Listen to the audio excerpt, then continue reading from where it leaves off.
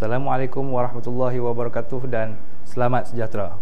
Bersama dengan saya Cikgu Zulhairi bin Man daripada Sekolah Menengah Kebangsaan Darul Aman untuk membawakan tajuk sistem respirasi bagi subtopik mekanisme sedutan nafas. Baiklah murid-murid sekalian, untuk standard pembelajaran kali ini kita akan memerihalkan mekanisme pernafasan iaitu sedutan nafas.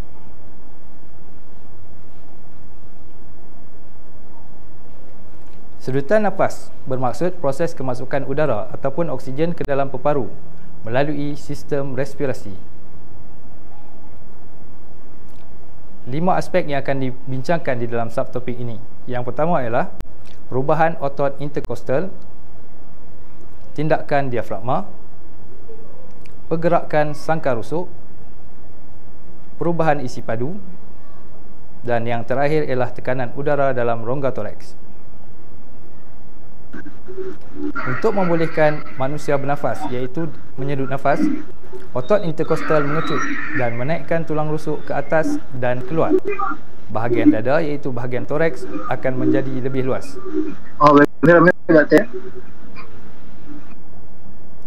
Diafragma mengecut dari keadaan melengkung kepada bentuk yang rata ataupun mendatar. Ini menambahkan isi padu rongga toraks dan mengembangkan bentuk dada. Apabila dada mengembang, ruang dalam rongga toraks bertambah, menyebabkan isi padu rongga toraks meningkat. Ini disebabkan gabungan pengecutan tindakan otot interkostal dan diafragma. Perubahan isi padu menyebabkan tekanan udara di dalam rongga toraks berkurang. Menurut hukum Boyle, apabila isi padu meningkat, tekanan udara akan berkurang. Udara bergerak dari kawasan bertekanan tinggi ke kawasan yang bertekanan rendah.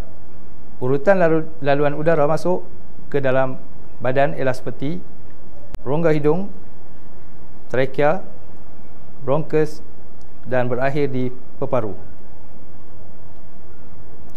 Baiklah, marilah kita imbas kembali urutan laluan udara masuk, iaitu bermula daripada rongga hidung. Udara akan masuk ke dalam trakea, seterusnya bronkus dan ke dalam peparu.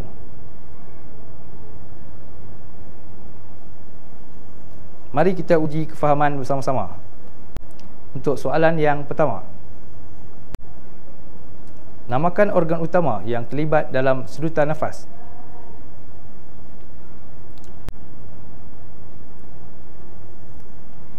Jawapannya ialah peparu. Untuk soalan yang kedua, terangkan bagaimana diafragma membantu dalam proses sedutan nafas.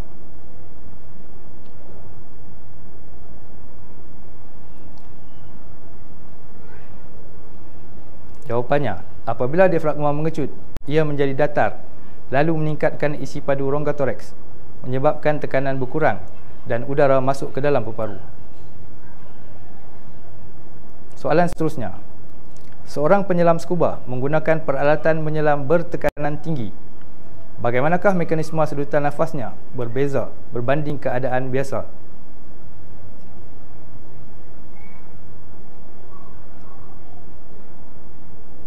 Jawapannya, tekanan luar badan meningkat menyebabkan tekanan dalam rongga toraks juga perlu lebih tinggi untuk menarik udara dari tangki scuba. Maka otot interkostal dan diafragma perlu bekerja lebih kuat. Soalan yang keempat, banding bezakan pergerakan tulang rusuk semasa sedutan nafas dan hembusan nafas.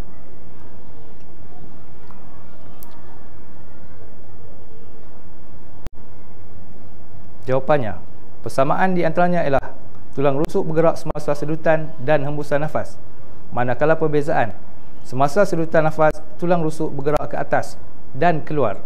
Manakala semasa hembusan nafas, tulang rusuk bergerak ke bawah dan ke dalam. Bagi soalan yang terakhir, cadangkan satu reka bentuk alat mudah alih yang boleh menunjukkan perubahan tekanan dalam rongga toraks semasa bernafas.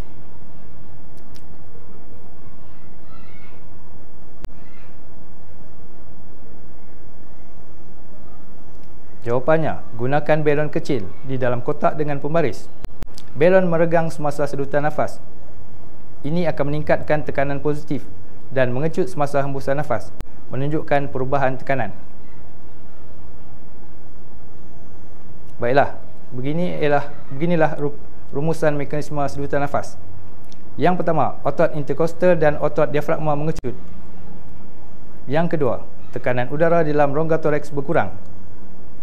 Yang ketiga, isi padu rongga toraks bertambah, membolehkan udara masuk ke dalam paru-paru. Sekian, terima kasih.